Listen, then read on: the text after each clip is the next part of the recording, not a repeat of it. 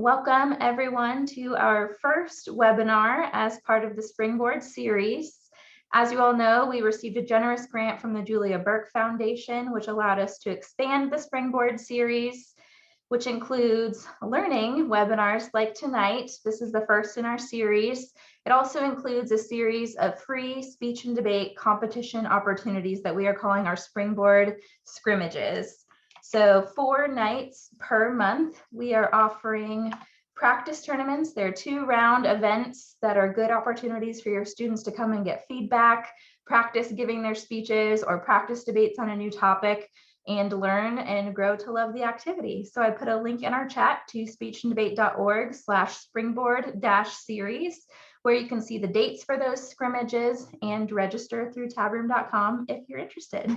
But tonight, I'm really excited that Chad Meadows, Director of Debate at Western Kentucky University, is joining us to talk about rebuttal basics in debate. So I will turn it over to Chad. If there's any questions throughout, please put them in the chat at the bottom of your screen.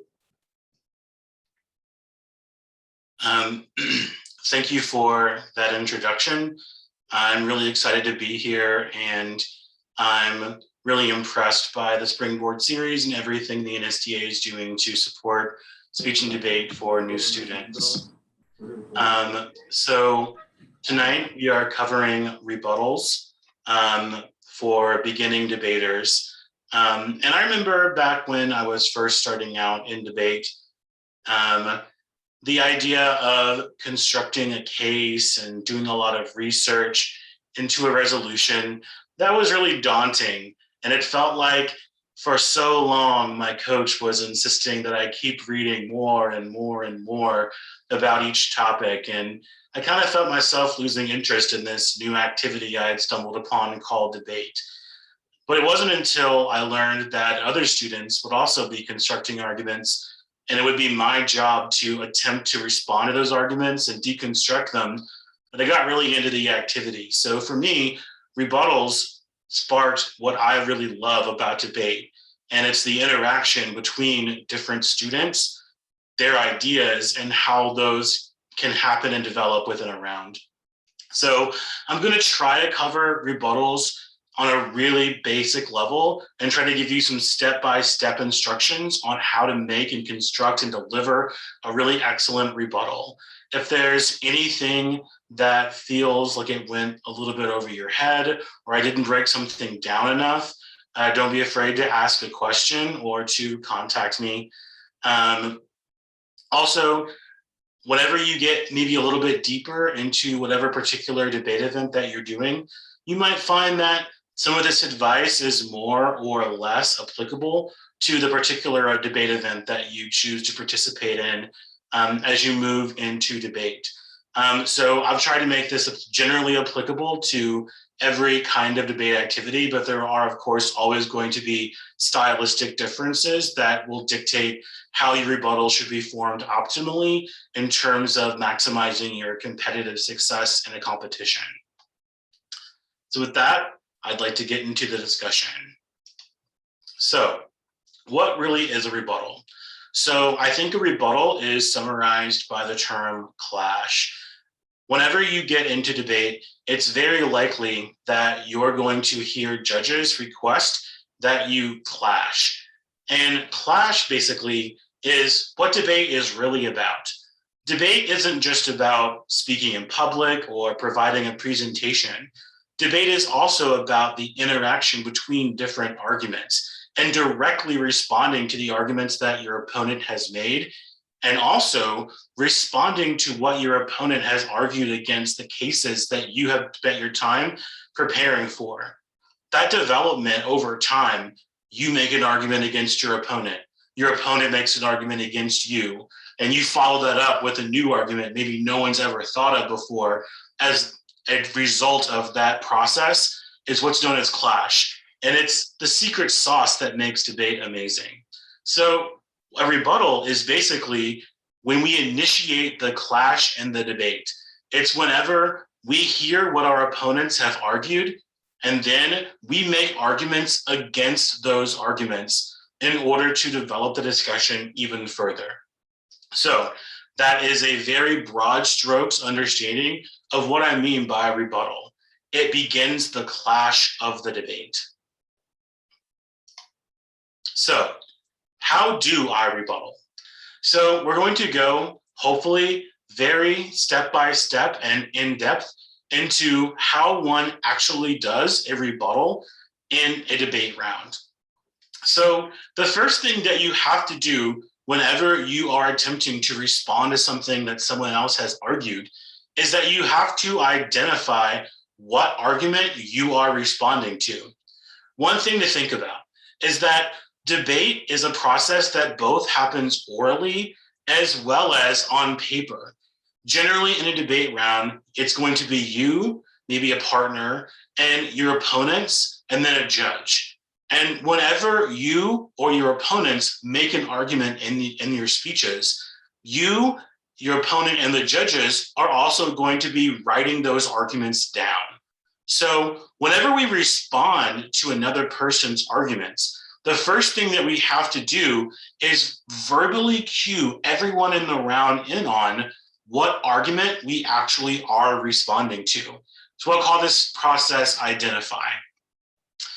Another thing to keep in mind is that in order to identify what arguments you're going to respond to, it's important that you know which arguments your opponent has made in the debate. And so listening is actually one of the most important parts of giving a rebuttal. In order to know what to respond to, you have to be able to listen to someone else, honestly write down what they said, and then think about what you're going to be able to say against it. So we're in the position where we need to give a rebuttal. The first thing we need to do is identify the argument that we plan to respond to. So how do you do that? Well, you do so verbally, and you should think about that process we talked about, how debate is both spoken and written down. Consider what the judge has likely written down in order to identify the argument. And think about the techniques that judges would likely use in order to organize their own notes. They probably numbered the arguments or assigned letters, or maybe they wrote down the name of the authors who wrote the evidence which supported the case. Perhaps they even wrote down the different argument types that you're responding to.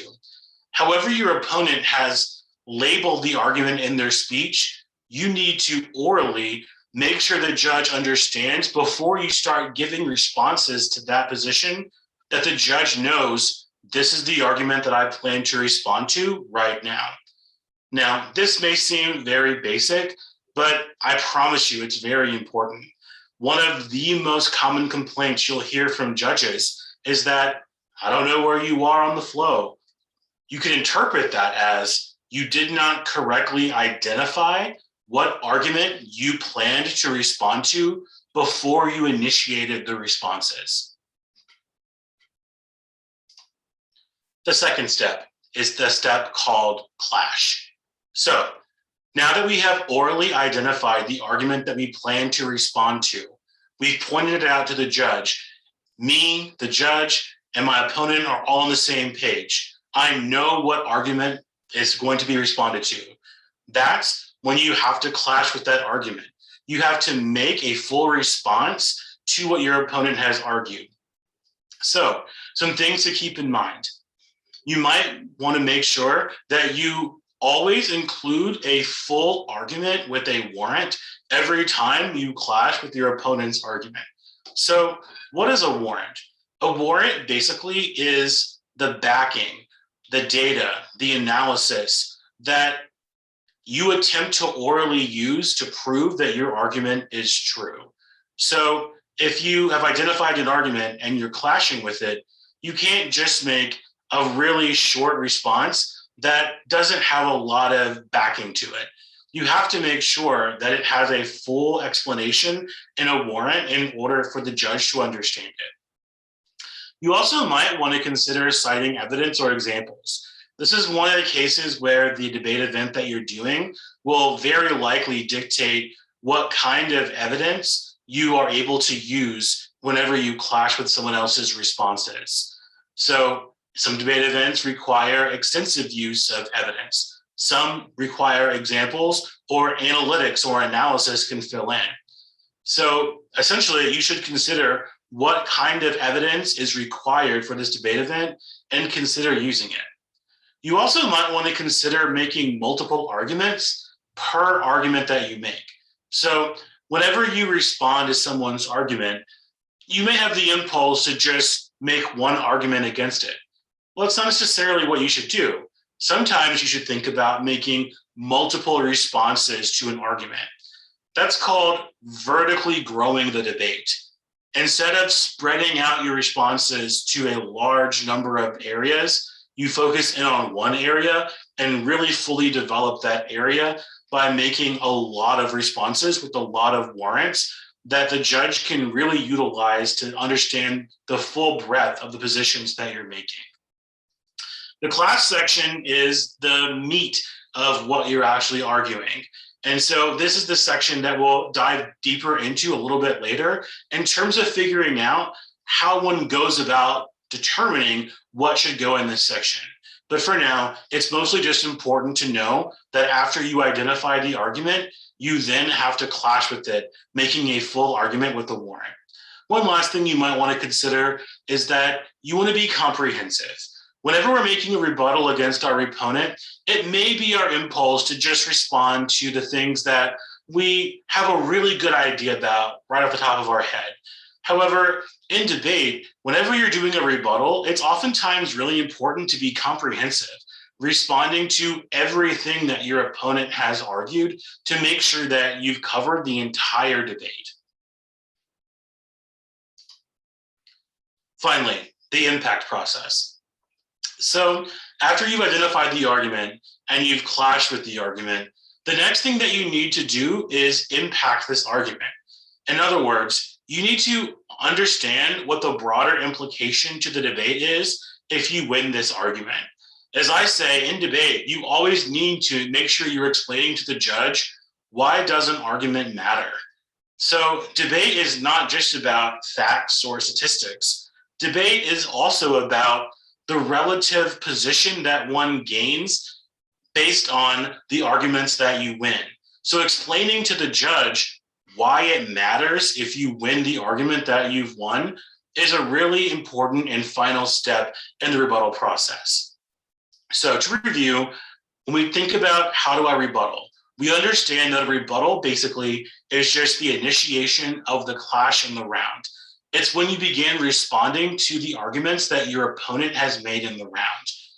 Whenever we rebuttal, we want to make sure that each time we make an argument, it follows a three-step process. We identify the argument that we're responding to. We clash with that argument using evidence, using examples, using multiple warrants. And finally, we provide a broader implication to the debate if we win the argument.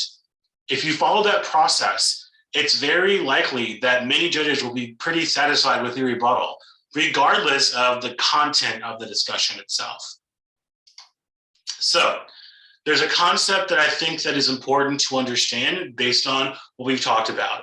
And it's one that's likely to come up based on rebuttals whenever you are debating in pretty much any activity. It's called signposting. So in debate, signposting is essentially the verbal cues that you give to the audience, and in this case, the audience generally is considered to be the judge and your opponent, about how they should organize your speech.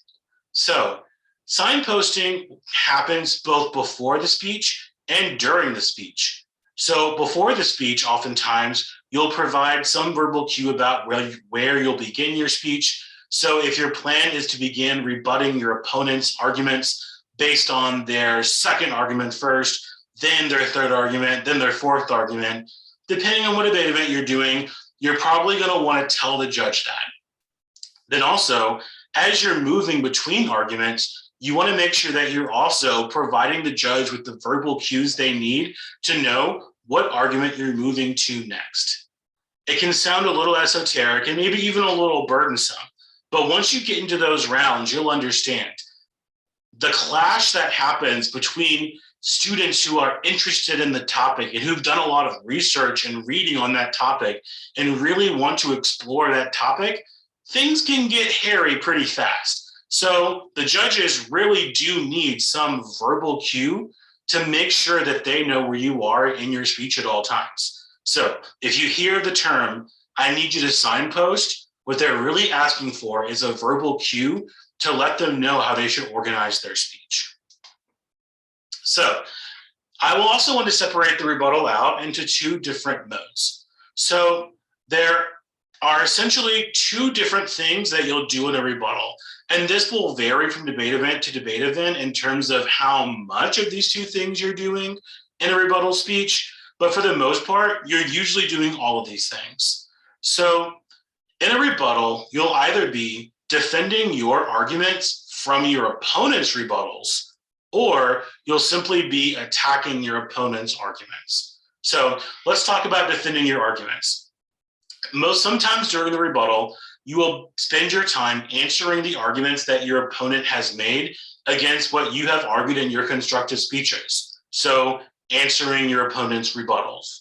And then sometimes in the rebuttal, you will be answering the arguments that your opponent has made in their constructive speeches. So one thing to note is that oftentimes debate events ask you to split these two priorities into one speech. Spend some of your time attacking and some of your time defending. Now, it's impossible to give universal advice for how much time you should spend. However, but basically, if you're in a speech that requires you to do that, you should make sure that you split your time in a way that's the most strategic for you. But it's just one thing to note that oftentimes in rebuttal, you'll be asked to split yourself between these two different modes. So let's talk about defending your argument. So in order for you to defend an argument, I also have, I believe, a 3-step process for this. So defending an argument first should involve extending the argument. You may also hear this term from a lot of judges. You need to extend your argument, or you didn't extend and impact your argument, something like that. If they say that, what they're asking you to do is to verbally re-explain the argument and verbally cue to the judge that this is an argument that you plan to emphasize and talk about at this moment. So it may sound something like this: extend across our contention 1. It says, and after that, you would fill in a 1 to 2 sentence explanation about what that argument would be. You essentially just want to make sure that the judge understands your argument before you go about defending it. The next step would be the clash stage. So we've gone over the clash stage before. However, in this part, what you're doing is systematically responding to every argument that your opponent has made. So if we've made an argument and our opponent has rebutted that argument, we first want to extend that argument or verbally explain what the argument is to the judge. Then we want to systematically answer or respond to or rebut the arguments that our opponent has made against that argument. Now, if we're doing the opposite and we're attacking our opponent's arguments, we don't necessarily have to extend. Instead, what we want to do is to generate a whole new set of offensive and defensive arguments against what our opponent has said. And if those phrases seem a little confusing, offensive and defensive, I'm going to define them in future slides. You also want to make sure that you're clear about which argument, part of the argument you're responding to. So that's the identify part. And you also want to be comprehensive, making sure that you respond to each part of your opponent's argument. So those two modes, defending and attacking, oftentimes will be split in a rebuttal. And essentially, this is the very basics of how you go about both defending and attacking. So an important concept came up during the last slide, and it's one that matters a ton for debate, almost across the board for any debate event that you're in. Offense and defense. Debaters are obsessed with these concepts, and it's important that you understand them. So in order to have an effective rebuttal, most judges will think that you'll need some kind of offense in the round. So what's the difference? So whenever your opponent has made an argument, one way of thinking about it is that they have filled up a piggy bank full of an impact. An impact is basically just why an argument matters. And so a defensive argument is about taking away from that piggy bank. It's diminishing how important an argument is because either your opponent really doesn't prove that the argument is true, or they don't really prove that the argument matters to the overall round. So every rebuttal argument for which the implication of the argument is simply to just diminish how important your opponent's argument really is, or to point out flaws with the argument, etc., those are defensive arguments. You also, however, in a rebuttal, want to make some arguments which are offensive. An offensive argument are arguments for which the implication of the argument is to provide a new reason to vote for your side. So instead of just saying, this argument isn't as important as you think it is, you're instead saying, this argument is important. However, it's actually a reason to vote for me and not for you. And we're going to go over it with an example about how you can really figure out the difference between offense and defense. So I like using the example of McDonald's. I like talking about lunch, and it's something everyone relates to. So this is going to help us start thinking about these concepts that we've learned in a more pragmatic sense. So contention. Let's say that the contention is about McDonald's. In subpoint A, we understand Chad is hungry. He needs lunch. In subpoint B, we understand going to McDonald's would help satisfy his hunger. And in subpoint C, we understand that being hungry all day would make Chad really grumpy, and then his students would all be sad during the afternoon. So this is the basic setup of what a lot of contentions will look like. A description of the status quo, an explanation about how things could change, and an argument about why it matters to anyone. So every argument which would just diminish any of these subpoints, so saying Chad really isn't that hungry, saying McDonald's really isn't that satisfying, or pointing out that in reality, missing one lunch isn't going to make any person that grumpy, those are all defensive arguments. They don't really completely disprove the contention. They just diminish on each level how important this argument really is to my side, which is the side of going to McDonald's to satisfy hunger. However, in order to make an offensive argument, you would have to prove that going to McDonald's would make Chad hungrier, or that being grumpy is something that's good. So if you can understand that, you basically can see how if you could demonstrate that going to McDonald's would actually make Chad hungrier, you could say you'll get caught in traffic and then you'll actually not get anything to eat for lunch because you'll have to drive back to work. And then you'll be even hungrier all day than you would have been if you had just stayed in the office and gotten something from the vending machine. Well, that's an offensive argument.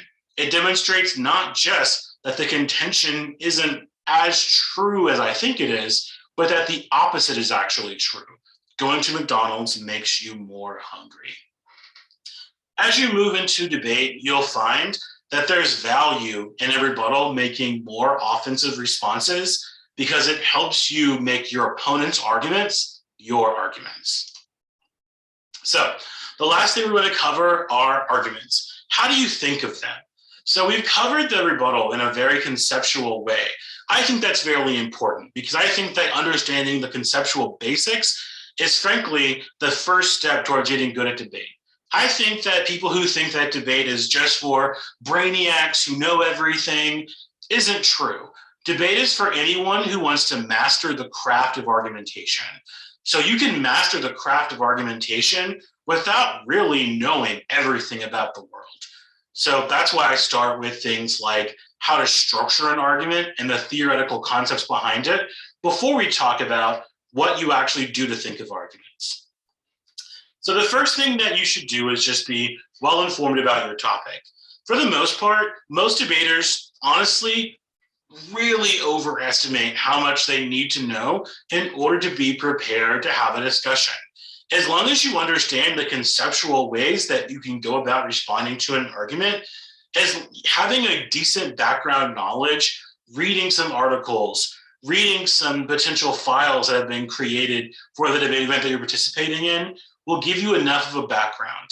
And as you grow in competitiveness, knowing more and more and more about the topic is how you can become a better rebuttalist. So, how do you think of arguments? So, the first thing is that you want to have arguments that are likely prepared in advance. Now, once again, this will depend on the debate event that you're doing, but for most debate events, you're going to want to think about what will my opponent argue, and you're going to want to start preparing a mix of evidence and your own analysis. That's what I mean by analytics, to respond to those arguments. So a lot of things can be done at home. WKU, where I work, is located in Bowling Green, Kentucky. And one thing that I like to say is everything that can be done in Bowling Green needs to be done in Bowling Green. The idea behind that is the more prepared we are with arguments before we enter the tournament, the less likely it is that we're going to be scrambling at the argument or at the tournament to think of arguments to say. Another source of arguments that you probably aren't thinking of when you first start out is your own case. Don't forget that your case is chock full of evidence or analysis that you've been thinking about likely for a lot longer than you have during any prep time. And so you almost always have arguments that you could be generating from the case that you set up. So whenever you're thinking about what do I say against my opponent, think about if any of the arguments that you've already made in your constructive speeches would help you in response to what your opponent has said. The last thing is that you may have to think of some analytics or argumentation that is not derived from directly quoted evidence on the spot. And that's okay too. Most judges are really sympathetic to hearing well-reasoned and well-argued analytics. Just make sure that you're doing what we talked about earlier when we talked about clash, which is filling it up with warrants or reasons why your argument is true. One way of going about thinking about how to make arguments is to really think about every component of an argument which is necessary for it to be true. Every component can be attacked to make a diverse set of arguments. So when I have the time to think about a contention, what I do is I usually start by asking myself a series of questions about the contention. And those questions usually lead me to the kind of arguments that are going to be helpful whenever I'm constructing a rebuttal argument. So let's go back to our example of McDonald's. So let's think about the assumptions that are included in this contention. It's a very basic contention. Chad is hungry, he needs lunch. Think about each component. On subpoint A, how do you quantify hunger? How hungry really is Chad? Did his stomach growl once? Did he say that he was hungry? Does he often complain of hunger? Could he wait for dinner? Did he have a big breakfast? There's lots of questions that you could ask there. And the answer to those questions could lend itself towards arguments that would be helpful in response to this contention. So if we say, did Chad have a big breakfast? We could argue it's unlikely Chad is really hungry because the big breakfast he had would likely tide him over until dinner. Could he wait for dinner? We could say, Chad often complains of hunger, but in reality, he's not really that hungry. Subpoint C, how far is the McDonald's? Does Chad have enough money to afford it? Now we're even getting into some arguments that may be considered offensive. If it's really far away, potentially you could make an argument that by leaving where he works and going to get McDonald's, it would subject him to traffic. Well, that traffic could raise his cortisol and stress levels. Now he's even hungrier than he was before. So actually by going to McDonald's, it doesn't satisfy his hunger, it makes it worse. Does he have enough money? Would going to McDonald's trade off with something else that he could get? Would breaking the bank leave him without money for food later on in the week, the month? Would he become more hungry than he is now then? we see how by asking these questions, really questioning and digging into the assumptions behind what even appears to be a very simplistic argument, we can begin thinking about how to make arguments against this contention. So my suggestion is, if you're ever stumped, just start asking yourself questions. The rebuttal that you need is in the answers. So we've talked about McDonald's quite a bit. So let's talk about something that's maybe a little bit more analogous to what you're likely to be arguing in actual debate rounds. So the topic in college NFA LD this season pertains to US counterterrorism. We're basically talking about whether or not the United States should continue on in its strategy of diminishing the role the US plays abroad in attempting to reduce the threat of terrorism in the United States.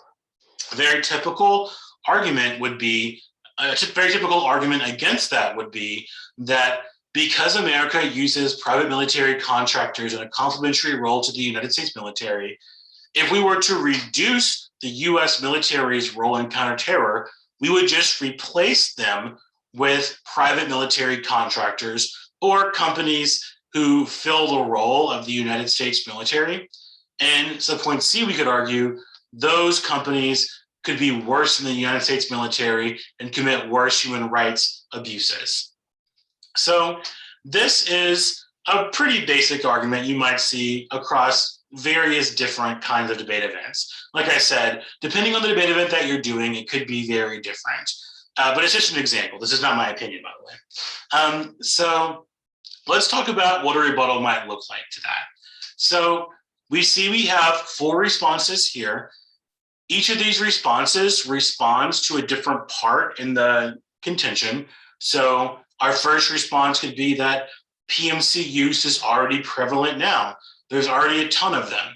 The implication of that being we don't need to worry about them increasing if they're already so prevalent right now. You could also say that PMCs are hired by non-American militaries, meaning that even if America isn't trying to hire PMCs, other militaries may also be hiring PMCs. You could say that if America reduces its role in counterterrorism, that would decrease the incentive that the US military has to hire PMCs. And you could also say that PMCs have a financial incentive to not commit atrocities. We're towards the end of the video, but one thing you might do is pause the video and think about which one of these 4 responses is an offensive response. If you pause the video and guessed 3, you'd be correct. 3 is an offensive response because it proves that not only is this contention potentially not as true as the person who wrote it thinks it is, but that the actual opposite is true. That reducing the role the military plays in counterterrorism would actually reduce the number of PMCs who are hired.